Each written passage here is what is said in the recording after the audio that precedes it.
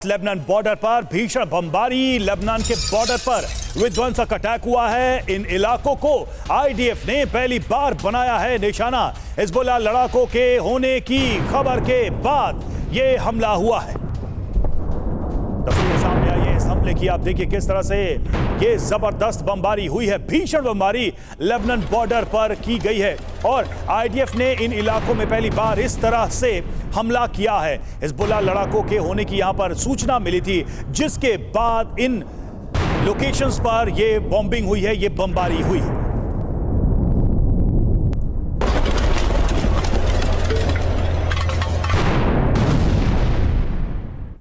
और एक और बड़ी खबर, लेबनान बॉर्डर के पास भयंकर जमीनी जंग। हिजबुल्लाह और इजराइल डिफेंस फोर्स के बीच भीषण फायरिंग जारी है। गोलीबारी और धमाके से दहल गया पूरा इलाका। तस्वीरें देखिए, लेबनान बॉर्डर के पास ये सब हो रहा है। दक्षिणी लेबनान की तस्वीर आपको दिखा रहे हैं, जहां पर हिजबुल्लाह बहुत ही मजबूत स्थिति में है। यहां पर क्योंकि इजराइल डिफेंस फोर्स का ग्राउंड ऑपरेशन चल रहा है, आमने सामने की जंग हो रही है। हिजबुल्लाह के कई ठिकानों को तबाह किया गया है। एक्सक्लूसिव तस्वीर इस वक्त आपके सामने।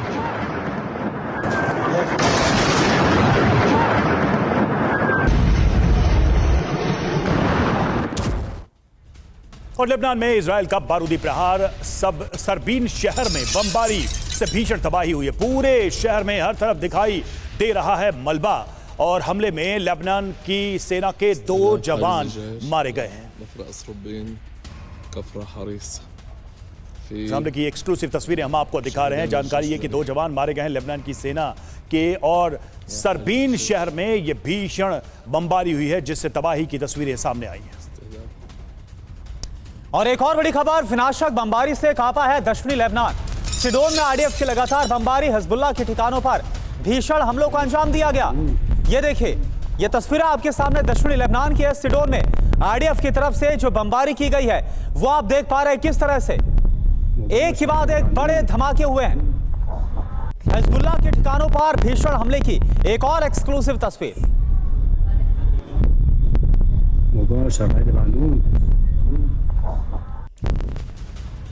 और हिजबुल्लाह को मजबूत करने में जुटे खमेनेई ने आईआरजीसी कमांडर को बेरूत भेजा। नसरल्लाह का उत्तराधिकारी भी तय होगा।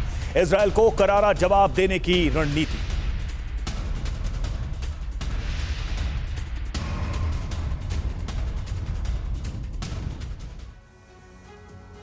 तो आयतुल्लाह खामनेई का प्लान रेजा आपको बताते हैं। महाविनाश का क्या इससे अंदेशा है, यह पूरी जानकारी बिग वॉल के जरिए। दावा किस बात का है?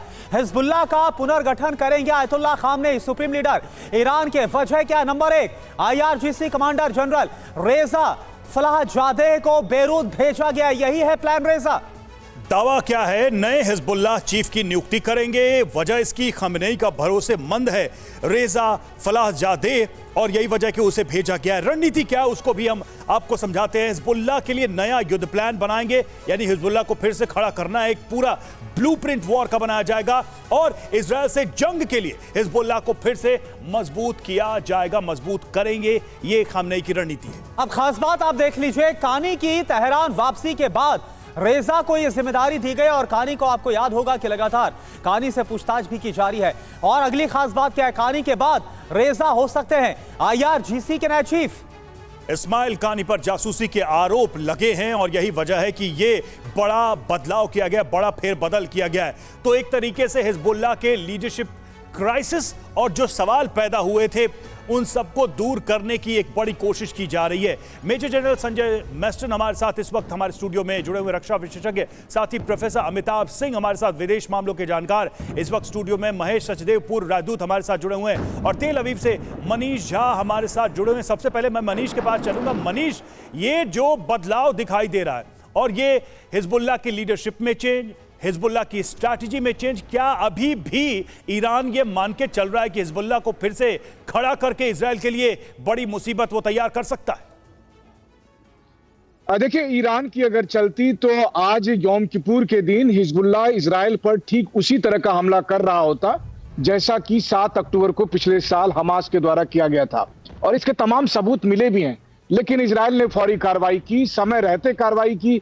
नसरुल्लाह मारा गया। हिजबुल्लाह के 50% से अधिक ताकत को खत्म किया जा चुका है। साउथ जी ऑपरेशन चल स्थिति में खमनेई चाहे जो भी प्लान बनाए, लेकिन ये अब उतना आसान नहीं रहेगा, क्योंकि अब हर घंटे इजराइल की तरफ से उसके फाइटर जेट लेबनान में बम बरसा रहे हैं। इजरायली सेना लगातार साउथ लेबनान के इलाके में जो हिजबुल्लाह के ठिकाने हैं उनको न केवल ध्वस्त कर रही है, बल्कि धीरे धीरे आगे बढ़ रही है काफी सावधानी के साथ, ताकि उनको कैजुअलिटी ना मिले। ऐसी स्थिति में अब ये लगता है कि कम से कम हिजबुल्लाह वाला जो ट्रम्प कार्ड है वो शायद ही अब दोबारा चल पाए ईरान का, और अब ईरान को कुछ और सोचना होगा, क्योंकि वैसे भी हमास, हिजबुल्लाह, हुती जैसे जो उसके प्रॉक्सी संगठन है वो अब एक्सपोज हो चुके हैं।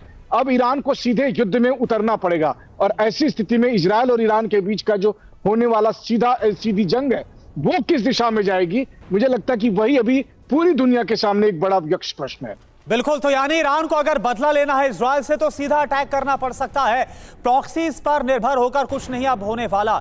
एक और बड़ी खबर, इजराइल पर हिजबुल्लाह का बड़ा हमला हुआ है। हिजबुल्लाह ने गलीली पर दागे 80 रॉकेट, हाइफा और एक्रे को निशाना बनाया गया। हिजबुल्लाह के हमलों में भीषण आग लगी है। ये देखिए, इस वक्त आपको उत्तरी इजराइल की तस्वीर दिखा रहे हैं, जहां पर हाइफा और गलीली पर 80 रॉकेट से हमला किया गया। ये तस्वीर आपके सामने, धमाकों की आवाज आप सुनिए, और इसके बाद जो नुकसान हुआ है, क्योंकि कई जो रॉकेट्स हैं वो टारगेट पर भी आकर गिरे हैं। ये जो तस्वीर है तबाही की, वो ये साफ बयां कर रही है। देखिए, धुआं उठता हुआ आपको नजर आ रहा है।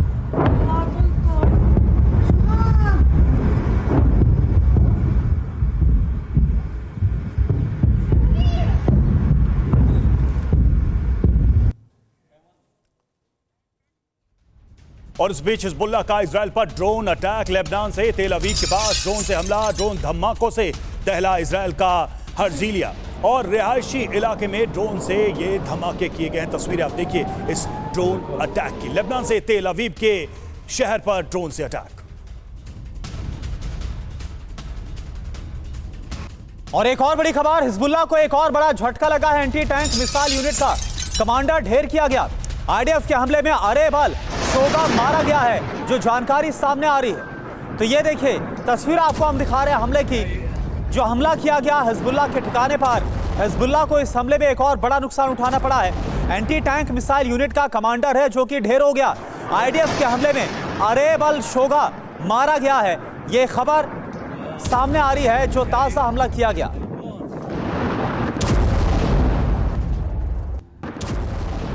तो लेबनान में विध्वंस, शोगा का अंत, किस तरह से लेबनान में ये हमले हो रहे हैं जरा देखिए इसको। तो हिजबुल्लाह कमांडर अरेब अल शोगा ढेर हुआ, और साथ ही मीसल जबल इलाके में आईडीएफ ने उसे मार गिराया है इस हमले में। हिजबुल्लाह को ये झटका है। जी हां, एंटी टैंक मिसाइल यूनिट का कमांडर था और रदवान फोर्सेस बड़े ऑपरेशन की लीड कर रहा था, और ऐसे में उसका मारा जाना एक बड़ा झटका है। शोगा की बारूदी कुंडली की बात करें तो उत्तरी इजराइल पर हमले का वो जिम्मेदार रहा है, इसलिए वो आईडीएफ के निशाने पर था। मेस्टन सर, सवाल ये है कि एक तरफ ईरान फिर से रीइंफोर्स करने की कोशिश कर रहा है हिजबुल्लाह को, उसकी लीडरशिप लाइन क्रिएट करने की कोशिश कर रहा है, लेकिन इजराइल रुक नहीं रहा, एक एक हिजबुल्लाह के लीडर को चुन चुन कर खत्म कर रहा है। इजराइल की स्ट्रैटेजी बहुत क्लियर है कि इनका जो कमांड कंट्रोल स्ट्रक्चर है, और जो काफ़ी हद तक जो ऊंचे इनके कमांडर्स हैं, खासकर मिलिट्री कमांडर्स और पॉलिटिकल कमांडर्स, इनको डिस्ट्रॉय करना। और उस पर जैसे आपके अध्यक्ष ने भी बोला कि काफ़ी उस पर चोट पड़ चुकी है, तो ईरान की पूरी कोशिश है इनको रिवाइव करना। मेरे को नहीं लगता है ये पॉसिबल अभी स्टेज पे है, क्योंकि देखिए हिजबुल्लाह अभी, मैं मिलिट्री अगर टर्मिनोलॉजी में बोलूँ, काफ़ी हद तक वो इनइफेक्टिव होता जा रहा है। उसके पास काबिलियत है, आपने देखा ड्रोन अटैक किए उसने तेल अवीव में, और साथ ही उसने काफ़ी रॉकेट्स दागे हैं गैलीली के ऊपर। ये साफ जाहिर है कि उनके पास काबिलियत है मिसाइल्स और रॉकेट्स को दागने की। लेकिन जो इजरायली स्ट्रैटेजी है वो बहुत क्लियर है, जिसको मैं बोलूँगा मेंटेनेंस ऑफ मोमेंटम। वो है दो चीज़ वो कर रहा है साइमल्टेनियसली। एक सदर्न इजराइल में, ये सदर्न लेबनान में जो हमला कर रहा है लितेनी रिवर तक, वो उसका बफर जोन बनाने का एम है। उसमें समय लगेगा क्योंकि ये ग्राउंड ऑपरेशन है। और दूसरा जो उसकी एयर एफर्ट है, मिसाइल एफर्ट है, जो एयर वॉरफेयर है, उसके ज़रिए बेरूट में, पूरे लेबनान में खासकर टारगेटिंग की जा रही है की इंफ्रास्ट्रक्चर्स की, जहाँ पर इनके कमांड कंट्रोल सेंटर्स है, एम्यूनिशन डंप्स है। तो ये स्ट्रैटेजी देखते हुए ईरान का पूरा मुद्दा है कि इसको रिवाइव करना। लेकिन जिस प्रकार हमास का खात्मा किया था 1 साल, ये लड़ाई लंबी चलेगी अभी हिजबुल्लाह के साथ, समय लगेगा, ज़्यादा समय लगेगा। लेकिन जिस दिन लितानी रिवर तक ये पहुंच जाएंगे इजरायली फोर्सेस, तो मेरे को लग रहा है इनका फोकस फिर चेंज होके और जाएगा। बिल्कुल। और संजय मैस्टन सर, सवाल यह भी है कि क्या ये जो रिवाइवल है वो उस कदर मुमकिन हो पाएगा जिस तरह से हिजबुल्लाह की ताकत हसन नसरुल्लाह के वक्त में थी। इस बीच एक और बड़ी खबर, हिजबुल्लाह के इजराइल को बहुत बड़ी धमकी। हिजबुल्लाह ने वॉर वीडियो को जारी करके वार्न किया है।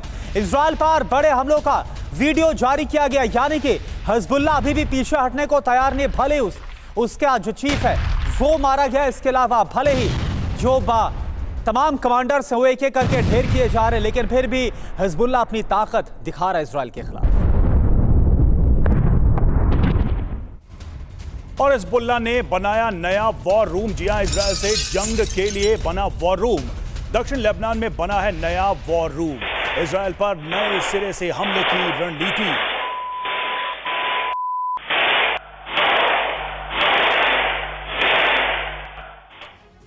तो हिजबुल्लाह का नया वॉर रूम आपको बताते हैं क्या है, इसके बारे में पूरी जानकारी। इजराइल से जंग के लिए हिजबुल्लाह का नया प्लान तैयार हुआ है। दक्षिणी लेबनान में हिजबुल्लाह का नया वॉर रूम तैयार किया गया है। नए वॉर रूम से इजराइल पर हमले की बाकायदा मॉनिटरिंग होगी। बिल्कुल दावा किया है, हिजबुल्लाह के पास अभी भी ईरानी हथियारों का जखीरा मौजूद है। हिजबुल्लाह के पास अभी भी कई विनाशकारी मिसाइलें मौजूद हैं।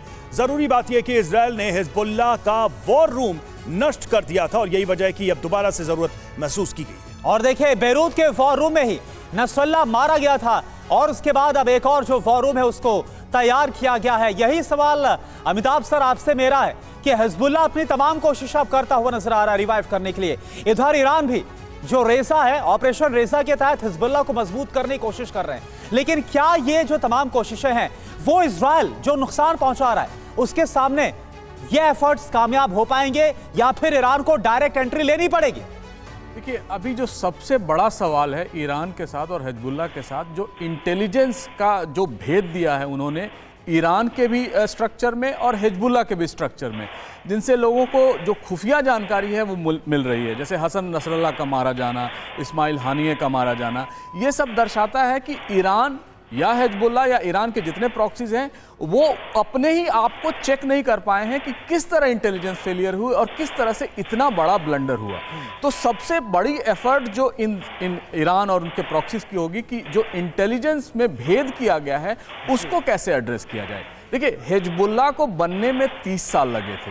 हसन नसरुल्लाह ने उसको एक बहुत फॉर्मिडेबल फोर्स बनाया था। फॉर्मिडेबल फोर्स ही नहीं बनाया था, एक पॉलिटिकल फोर्स, एक पॉलिटिकल पार्टी की तरह। उसके एमपीज थे, उसके मिनिस्टर्स रहते थे लेबनान में, और जो शिया एक्सट्रीमिज्म था उसको उसने लीड किया था ईरान की मदद से। हसन नसरुल्लाह के नहीं रहने से और उसके बाद जो सेकंड रंग लीडरशिप है वो भी लगभग खत्म हो गई है।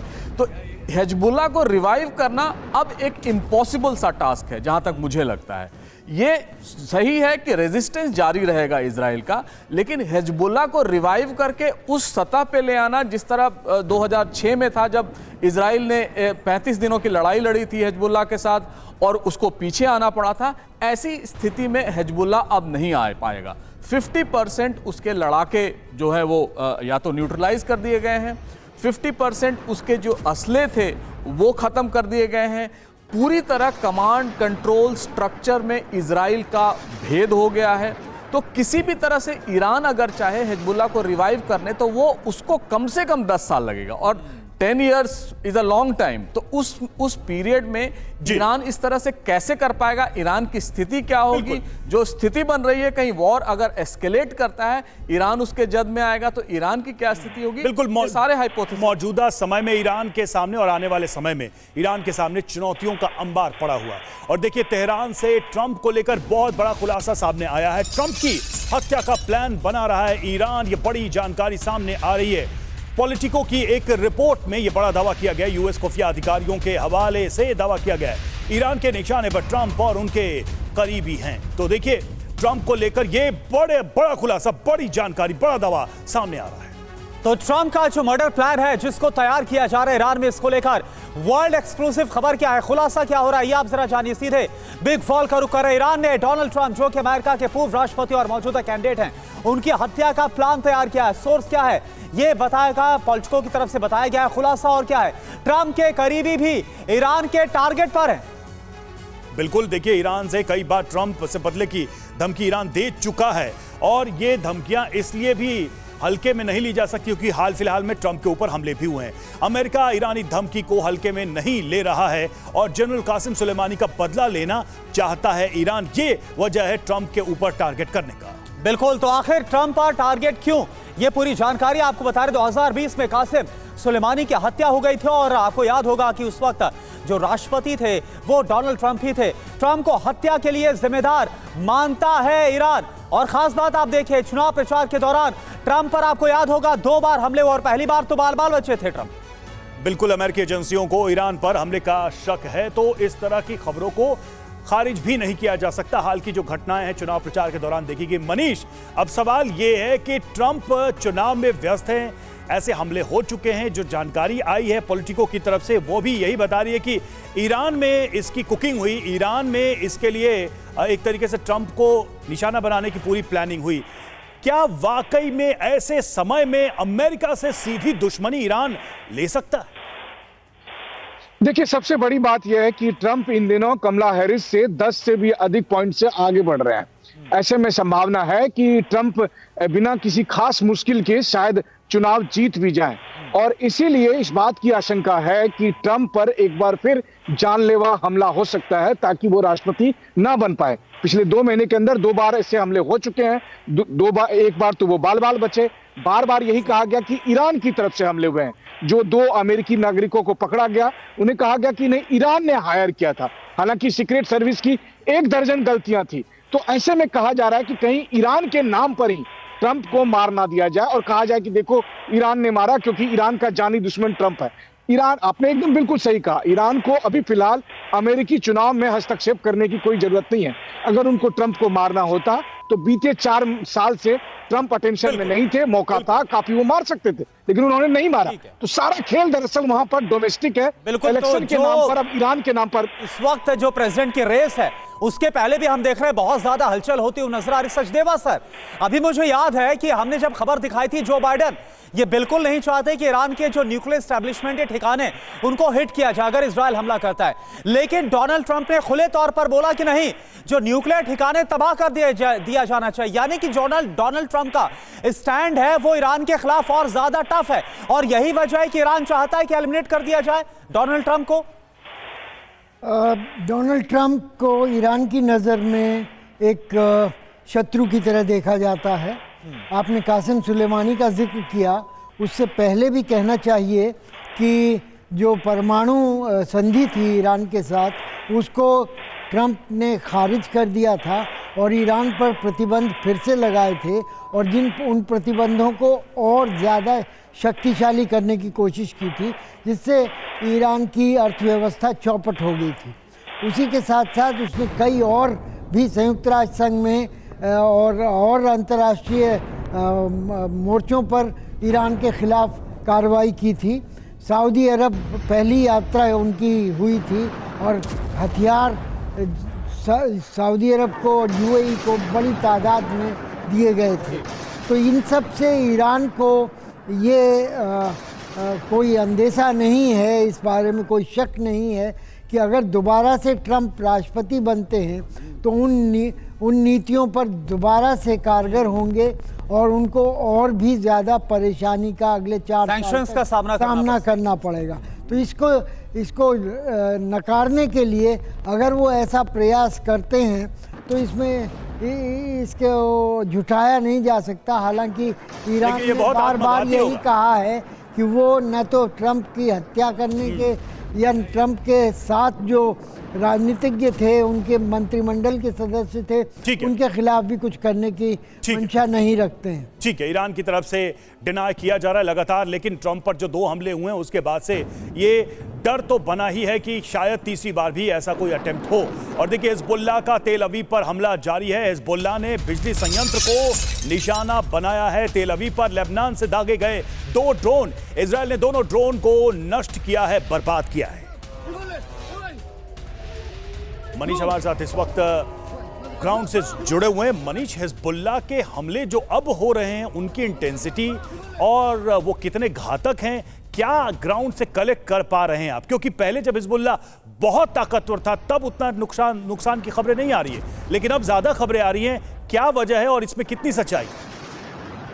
देखिए, ये वाकई दिलचस्प है। जब हिजबुल्लाह अपनी पूरी ताकत के साथ था, वैसी स्थिति में हिजबुल्लाह को लेकर आईडीएफ के सैनिकों के बीच में जो मेरी पर्सनल भी बातचीत होती थी, वो सब कहते थे कि अच्छा हो कि ये जंग ना हो। लेकिन अब नसरुल्लाह मारा जा चुका है। अब हिजबुल्लाह नाम का जो वो इजराइल के दिमाग में जो एक शैतान था, उसको बहुत हद तक वो कमजोर कर चुके हैं। लेकिन ये भी सच है कि हिजबुल्लाह के हमले अब पहले की बनिस्बत ज्यादा घातक हो रहे हैं। 10,000 से अधिक रॉकेट हिजबुल्लाह ने दागे हैं, लेकिन पहले की तुलना में अब उनके टारगेट ज्यादा डीप तक पहुंच रहे हैं। वो आराम से अब तेल अवीव के आसपास आ जा रहे हैं। हिजबुल्लाह के ड्रोन लगातार इजरायली मिलिट्री एसेट्स के वीडियो जारी करते हैं। लेकिन हाँ, ये भी बात आप कह सकते हैं कि वो कहते हैं ना कि दिया बुझने से पहले जो है 1-2 बार फिर से अपने को रिगेन करने की कोशिश करता है। तो शायद हिजबुल्लाह की तरफ से भी उनके पास जो बचे कुचे ज्यादा घातक हथियार है, उसका इस्तेमाल शायद कर रहा हो, उसकी टेक्नोलॉजी हो रही हो, इसीलिए वो इजरायली सीमा में या तेल अवीव तक पहुंचने में बहुत हद तक कामयाब होते हैं। बिल्कुल। और मनीष, अभी के लिए आपका बहुत बहुत शुक्रिया।